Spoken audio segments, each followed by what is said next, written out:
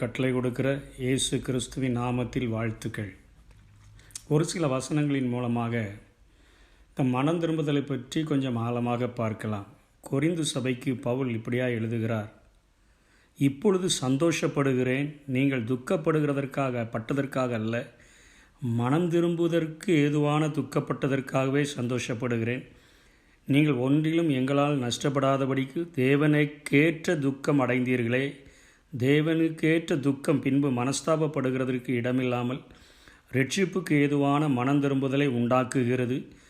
லௌகிக துக்கமோ மரணத்தை உண்டாக்குகிறது என்று சொல்லுகிறார். 2 வகையான துக்கத்தை குறித்து இங்கே பவுல் அப்போஸ்தலன் சொல்கிறதை பார்க்கிறோம். தேவனுக்கேற்ற துக்கம், லௌகிக துக்கம் என்று சொல்லி. லௌகிக துக்கம் என்று சொன்னால், ஒருவேளை அதை நாம் புரிந்து கொள்ள வேண்டும் என்று சொன்னால், எர்த்லி சாரோஸ், அதாவது பூமிக்கேற்ற ஒரு துக்கம், பூமிக்குரிய காரியங்கள், பூமியில் நம்முடைய வேதனைகளுக்காக, நம்முடைய பாடுகளுக்காக, நம்முடைய கஷ்டங்களுக்காக நாம் துக்கப்படுவோம் என்று சொன்னால் அதை வேதம் சொல்லுகிறது லௌகிக துக்கம் என்று சொல்லுகிறது.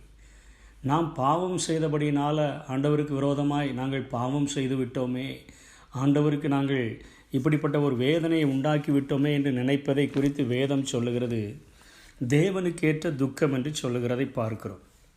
இங்கே யாத்ராகமம் புஸ்தகத்திலே பார்வோனுடைய மனம் திரும்புதலை நாம் லௌகிக துக்கம் என்பதை தெளிவாக புரிந்து கொள்ளலாம். எப்படி என்று சொன்னால், உலகத்திலே மக்கள் நியாய தீர்ப்புக்கு பயந்து தங்களுக்கு இருக்கக்கூடிய பிரச்சனைகள், போராட்டங்கள் இவைகளினின்று விடுதலை பெறுகிறதற்காக மாத்திரம் ஆண்டவரிடத்தில் நாங்கள் பாவம் செய்தோம், எங்கள் பாவங்களை மன்னியும் என்று சொல்லி கேட்டு மனம் திரும்பினால் அதை பவுல் அப்போஸ்தலன் சொல்கிறார், அது லௌகீக துக்கம் என்று சொல்லி. உண்மையிலேயே என் தேவன், அவருக்கு நான் பிரியமுள்ள ஒரு வாழ்க்கை வாழ வேண்டும், அவருடைய இருதயத்தை நான் கஷ்டப்படுத்தி விட்டேனே என்று சொல்லி நான் மனம் திரும்பினால் அது தேவனுக்கேற்ற துக்கம் என்பதாய் அது வேதத்திலே நாம் பார்க்க முடியும். இங்கே யாத்ராகம புஸ்தகம் 9ஆம் அதிகாரம் 27ஆம் வசனத்திலே பார்வோன் சொல்லுகிறான், மோசேயை நோக்கி, மோசேயும் ஆரோனையும் அழைப்பித்து, நான் இந்த முறை பாவம் செய்தேன், கர்த்தர் நீதி உள்ளவர், நானும் என் ஜனமும் துன்மார்க்கர், இது போதும், இந்த மகா இடிமுழக்கங்களும் கல்மலையும் ஒளியும்படிக்கு கர்த்தரை நோக்கி விண்ணப்பம் பண்ணுங்கள் என்று சொல்லுகிறான். அவர்கள் விண்ணப்பம் பண்ணபோது பூமியில் மழை பெய்யாதிருந்தது, இடிமுழக்கங்கள் கல்மலையெல்லாம் நின்று விட்டது. உடனே பார்வோன் கண்டபொழுது அவனும் அவனுடைய ஊழியக்காரரும் பின்னும் பாவம் செய்து தங்கள் இருதயத்தை கடினப்படுத்தினார்கள் என்று எழுதப்பட்டிருக்கிறது. இன்றைக்கு அநேக ஜனங்கள் தங்களுடைய உலக பிரகாரமான விடுதலைக்காக ஆண்டவரை தேடி ஆண்டவரிடத்தில் கெஞ்சி பிரார்த்தித்து விடுதலை பெற்றுவிட்டு, விடுதலை பெற்ற பின்பு மீண்டும் அந்த பாவங்களை செய்து தங்கள் இருதயத்தை கடினமாக்கினார்கள் என்று சொன்னால், அந்த மனம் திரும்புதலை வேதம் ஒருபோதும் ஒத்துக்கொள்வதில்லை.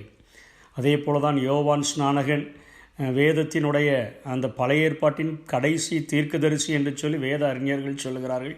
புதிய ஏற்பாட்டில் அவருடைய சம்பவம் எழுதப்பட்டிருந்தாலும் அவர்தான் பழைய ஏற்பாட்டின் கடைசி தீர்க்கதரிசி என்று சொல்லுகிறார்கள். அவர் சொல்லும்போது கூட சொல்லுகிறார், அவர் யோர்தான் கரையிலே, அந்த மத்தேயு 3ஆம் அதிகாரத்திலே அழகாக சொல்லப்பட்டிருக்கிறது, ஜனங்கள் எல்லாரும் தங்கள் பாவங்களை அறிக்கையிட்டு யோர்தான் நதியில் அவனால் ஞானஸ்நானம் பெற்றார்கள். பாவங்களை உண்மையாக அறிக்கையிட்டு ஞானஸ்நானம் பெறுகிறார்கள். ஆனால் அங்கே பரிசேயர்கள், சதுசேயரில் சிலர் ஞானஸ்நானம் பெற வருகிறதை அங்கே யோவான் ஸ்நானகன் கண்டபொழுது நியாய தீர்ப்புக்கு பயந்து இவர்கள் வருகிறார்கள் என்கிறதை புரிந்து கொண்டவராக, விரியன் பாம்பு குட்டிகளே, வரும் கோபத்துக்கு உங்களை தப்பித்து கொள்ள வகை காட்டினவன் யார் என்று அங்கே கேட்கிறதை பார்க்கிறோம். இப்பொழுது 2 விதமான காரியங்களை நாம் புரிந்து கொள்ள முடிகிறது.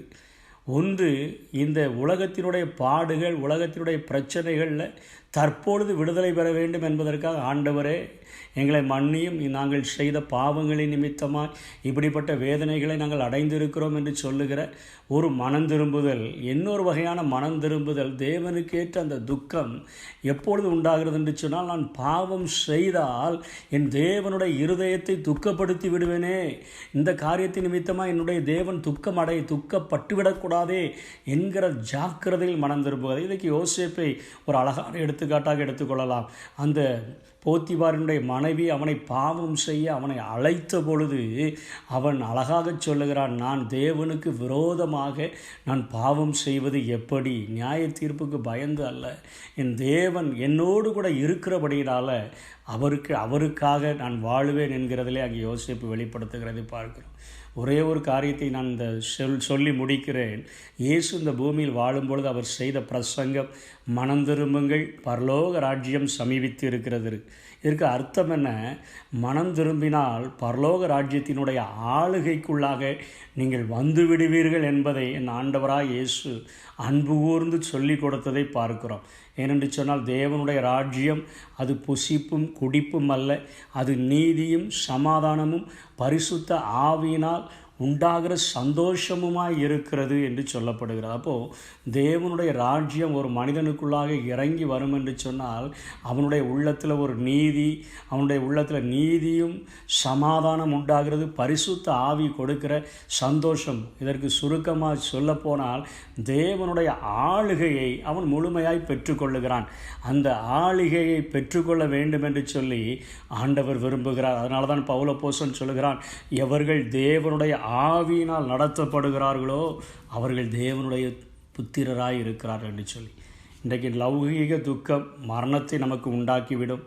என்னுடைய வேதனைகள், என்னுடைய பாடுகள், உலக பிரகாரமான கஷ்டங்களுக்காக நான் கண்ணீர் வடித்து கொண்டு என்னை உடைத்து கொண்டு இருப்பேன் என்று சொன்னால் அது எனக்கு வேதனையை கொடுத்துவிடும், மரணத்தை கூட ஒருவேளை உண்டாக்கி விடலாம். ஆனால் நான் தேவனுடைய ஆளுகைக்குள்ளாக வருகிறதற்கு என்னில் இருக்கிற பாவங்கள் மன்னிக்கப்பட வேண்டும் என்று சொல்லி தேவனுக்கேற்ற துக்கம் அடைந்தேன் என்று சொன்னால் அதுவே உண்மையான மனம் திரும்புதல் என்பதை என் வேதம் ஒத்துக்கொள்ளுகிறது. கர்த்தர் தாமே இப்படிப்பட்ட மனம் திரும்புதலை தந்து உங்களை ஆசீர்வதிப்பாராக. ஆமென்.